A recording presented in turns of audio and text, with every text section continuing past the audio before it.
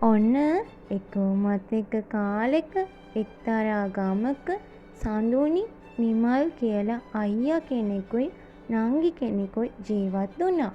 මේ දෙන්නට හිටියේ මේ දෙන්න විතරමයි.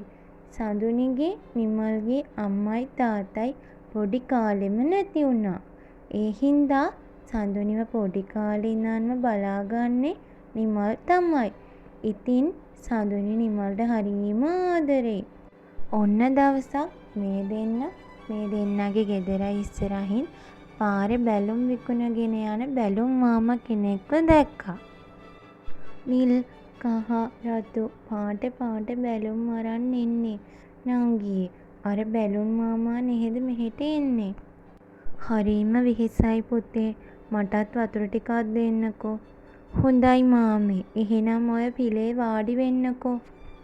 නංගි මේ මාමට අර තැඹිලි වතුර ටිකක් ගෙනත් දෙන්න. ගෙදරට එන අමුත්තන්ට මෙහෙමයි සලකන්න ඕනේ. ඉතින් සඳුනි කුස්සියට ගිහින් තැඹිලි වතුර එකක් ගෙනත් බැලුම් මාමට දුන්නා. දුන්න තැඹිලි වතුර මගේ වෙහෙස මහන්සිය හුඟක් දුරු වුණා දුවේ පුතේ. ඔබ දෙදෙනාට බොහෝම පින්වත් වෙනවා. මං හුඟක් දුර ඉඳන් ආවේ. එහෙනම් මං යන්නද පුතේ? අඳුරෙන්න කලින් මට ගමට යන්න ඕනේ. ඔයාලට අද බැලුම් බෝල ඕනේ නැද්ද? අඬන්න එපා චූටි නංගි. ඉවසගෙන ඉන්න. අයියා ගාව සල්ලි නෑනේ ඔයාට බැලුමක් අරගෙන දෙන්න. අඬන්න එපා දුවේ. මම දෙන්නම් බැලුම් බෝල දෙකක්ම. සල්ලි ඕනේ නැහැ. ඔයාලා හරි හොඳ ගුණයහපත් දරුවෝ.